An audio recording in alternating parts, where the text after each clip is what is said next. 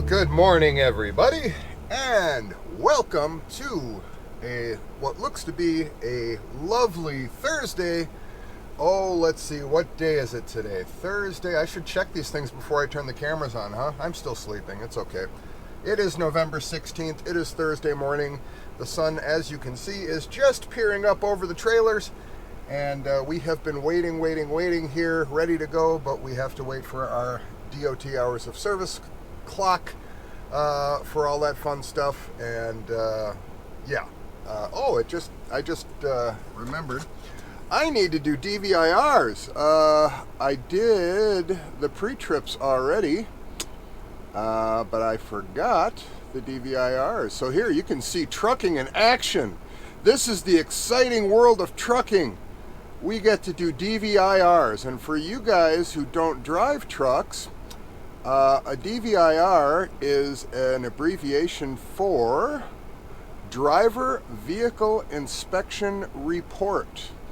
And that is something that we have to do before and after every driving shift. And that is a report that goes into the DOT that shows you the driver inspected the vehicle top to bottom, front to back, and that everything is in good operational working order. Now, there are a whole slew of people out there in trucking land that blow that shit off, or they go through the motions, or they don't do it at all. Which, okay, that's fine. A lot of them claim, I know my truck, I know if something's wrong, blah, blah, blah. Well, there's a lot of truth to that. I don't doubt that.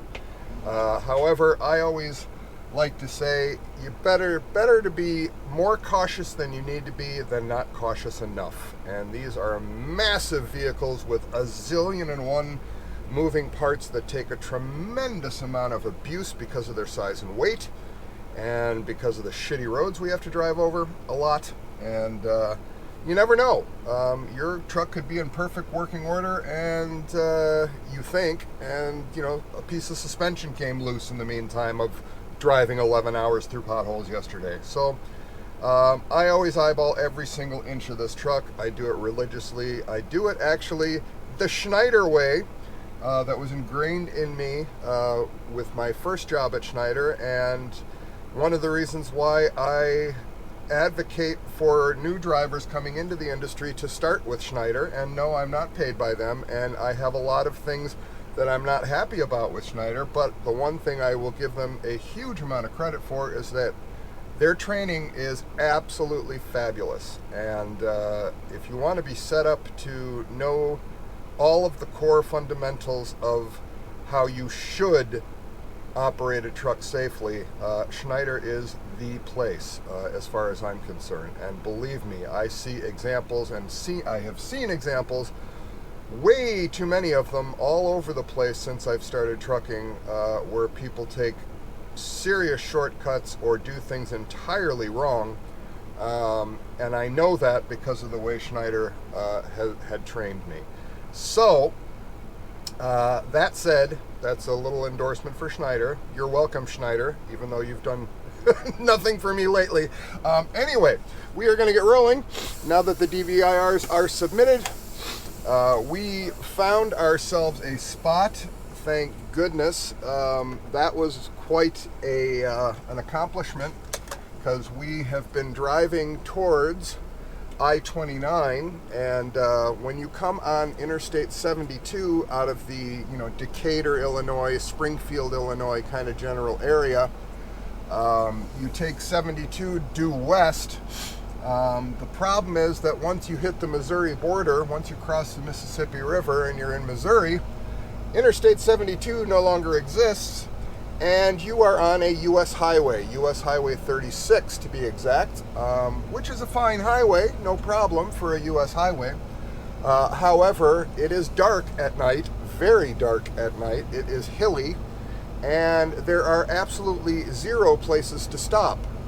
That's the problem oftentimes with U.S. highways going through country, and US 36 going through country in that case is going through the entire top half of the state of Missouri, from the Mississippi River all the way to Kansas City, essentially. We pick up I-29 in St. Joseph, Missouri, which is just north of Kansas City. So that's a very, very, very long trip through absolute darkness on a U.S. highway with no places to stop. So that's a pain in the ass. So that combined with the fact that we had to waste several hours of our day yesterday in a very unusually long offload at a Menards store. That doesn't happen very often, but that offload yesterday took forever.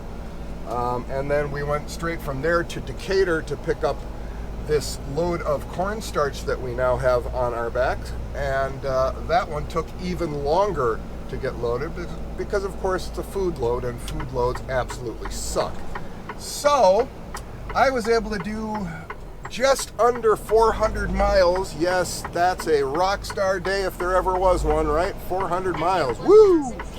But considering how much time I had to waste, I'll take it. So we made it as far as this lovely Ambest truck stop, which has recently been updated and expanded and is sorely needed on this stretch of road. So kudos to the owners of this place for expanding and making the place nice, because there are precious few truck stops along this whole route. And so it's good that they built this one. Of course, we're close to Interstate 25 and Interstate 35. Turn left at the traffic light. So it would make sense to expand it here. Anyway, we are leaving Cameron, Missouri. We are going to get back here onto US 36 for a short hop to Interstate 29. We are going to take Interstate 29 north and run to Omaha to where our receiver is. And from there, who knows? Now turn left.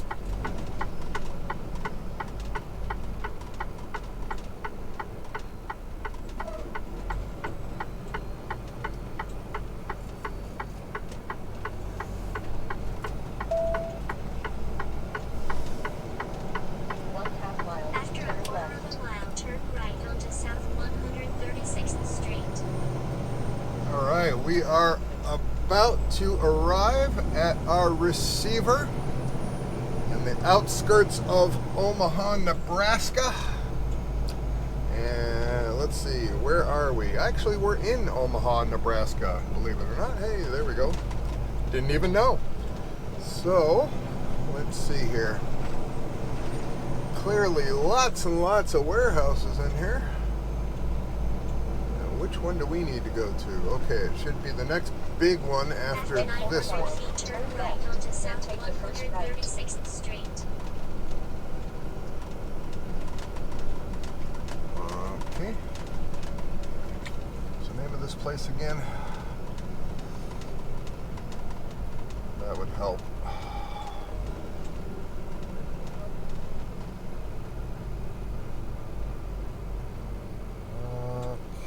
Turn right. Food storage.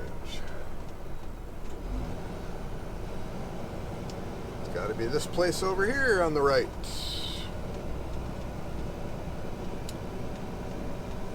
After 900 feet, you will reach your destination. Then take the first right. I think I will pull in right here.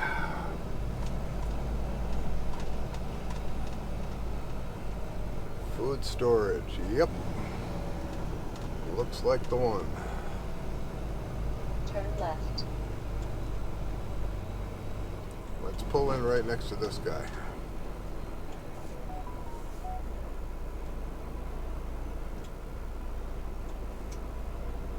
And we'll go see where they want us. All right. They want us on door number 5. We shall do that.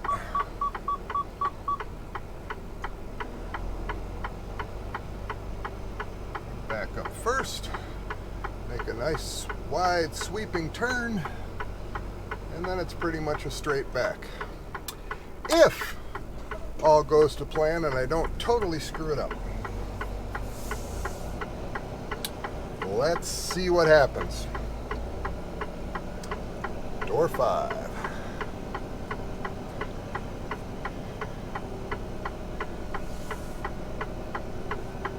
My handy dandy little cable cutters came in handy again. I will put a picture and link in the description. They are a must-have for the cable seals that are becoming more and more commonplace.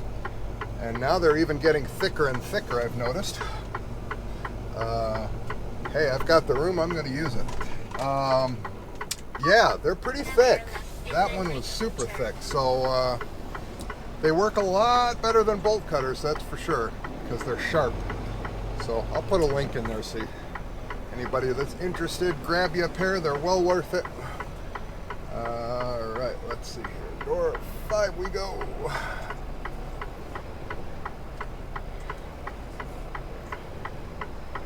Pretty good so far. I just hope they can give me a nice fast offload. That's always the hope, right?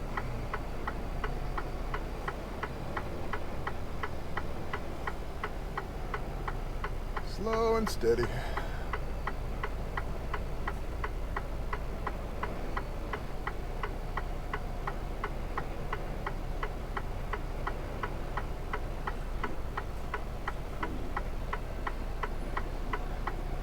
I'm going to pull my tandems forward. Or actually push my tandems back. Pull the trailer forward.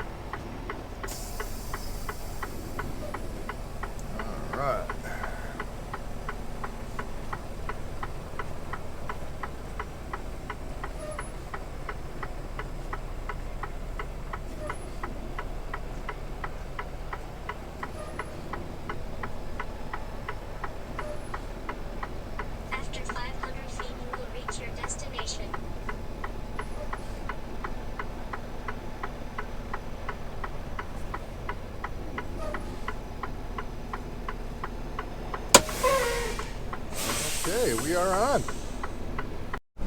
We're flying! We're flying on the flyover! Woohoo! Whee! Oh, that was fun. Anyhow, there's Omaha. Everybody wave to Omaha. There it is out in front of us in all of its magnificence. Hello, Omaha. Good to see ya. Hope you're doing all right today. Now see, these guys know how to do signage. Highline Warren, thank you so much for doing that. All the way down this street, it is a very confusing industrial area, and all the way down the street they've got these signs with big arrows and all this, do not enter here, go this way. I tell you what, if all shippers and receivers could sign their properties and their approaches to the properties with drivers in mind, that would be a beautiful thing. Of course, I'm not holding my breath. So, call for door. Okay, so let's see. All right, okay. Not too long of a wait, considering we had an appointment for 2 and it's now quarter to noon, so I am not complaining. Very, very nice ladies in the office. They got me bumped up, very nice. And as usual, I was extremely nice and polite to the woman on the phone, and she appreciated it. I could hear in the sound of her voice and a few of the things she said regarding how nasty some of the truck drivers can be. She was absolutely a wonderfully nice person, so I can't imagine somebody like being rude to her, but I guess that's our current reality in the world. And anyway, I have a very strong suspicion that because I was a nice person, that made a difference. And maybe it doesn't, maybe it's just, you know, it happened to work out, but I'm convinced you treat people nicely, treat them with respect, and you will be treated better yourself. You get what you give.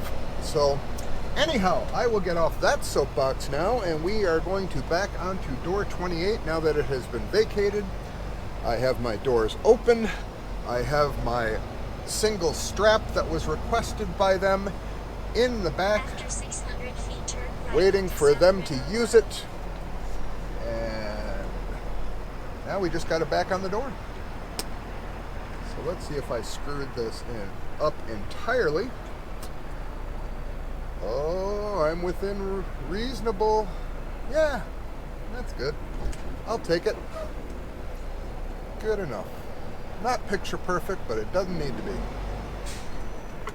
We do need our hazards. Sometimes even I forget. As religiously as I follow safety practices, even I forget sometimes. But you shouldn't ever back up a truck without your hazards on.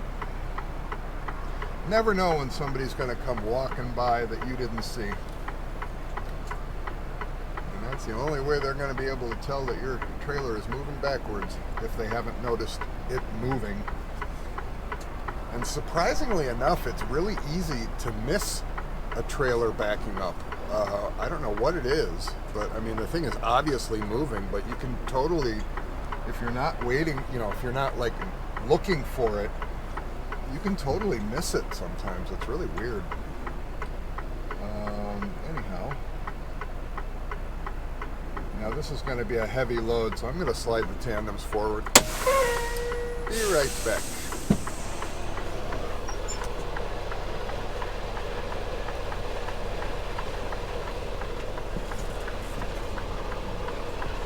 And I just realized I keep saying I'm going to move the tandems forward, which is incorrect. I'm going to move the trailer forward on the tandems. My brain is thinking I'm going to move the truck forward. I'm moving the tandems all the way to the back. But of course, any driver understands that, but still, when I misspeak, I like to correct myself. Lock them in. There we go. Gotta hear that nice click. And in we go.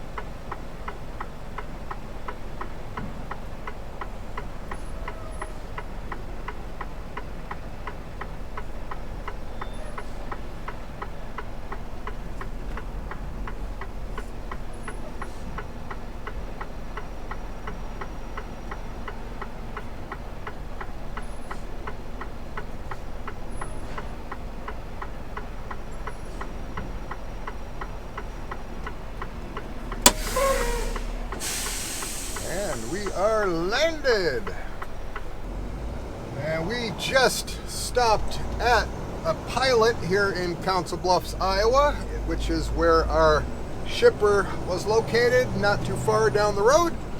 And we are all loaded up, and I had to stop to weigh this thing on the scales, on the cat scale, because once again we've got just under 43,000 pounds in the box. So once again, my eyeballing the trailer and eyeballing how the tires were bulging and eyeballing how the suspension was sitting worked like a charm. This truck is absolutely dead on perfect balance. So I tell you what, I am a savant with with knowing how a truck is balanced.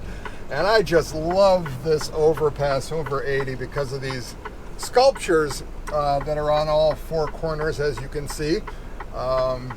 I forget who did them, and I forget the whole story, but I want to say it had something to do with a tribute to like Native American warriors, something of that nature. But once I'm editing the videos and stuff, I'm going to double check that and find out what the real story is to see if I'm accurate in that recollection. But man, is that ever cool. It definitely catches your attention when you drive up, that's for sure. Super cool stuff. Anyhow, we are good, we are balanced, we are heavy as hell, but we are well balanced, we are legal, loaded, and rolling. So now onward on Interstate 80, and we are going to make our way to our destination in Mattoon, Illinois. And we're loaded up. I thought we were going to get more food stuff. I thought that shipper did food stuff, and they might. But we are loaded up with DEF fluid. All those white boxes of DEF fluid that drivers you see at the truck stops. And for those who don't drive, DEF or DEF fluid, you'll probably see signs for it on the highway when you see like gas price, diesel price, and oftentimes you'll also see DEF price, DEF. And what that is diesel exhaust fluid. So all of these more modern trucks, they have a filtration system in there to filter and scrub the exhaust pollutants and eliminate environmental pollution. So, and in order to do that, they need this DEF fluid. And what DEF fluid is essentially is urine. It's cat pee. I don't think it's actually cat pee, but oops, what am I doing? I'm in the wrong lane. But it smells to high heaven. It smells like a cat litter box. And on that, we will check in later. I shut the cameras off way too soon. We're going over another flyover here in Iowa. Iowa's become the capital of flyovers here lately. Woohoo! Whee! Look at us go. We're gaining altitude. We're flying. We're flying. Flying over in a semi-truck. Woohoo! So yeah. Man, they're building a whole bunch of these flyovers all throughout Iowa. And more power to them because they sure do improve the flow of the highways. So wonderful what intelligent engineering will do. Anyhow, back to driving.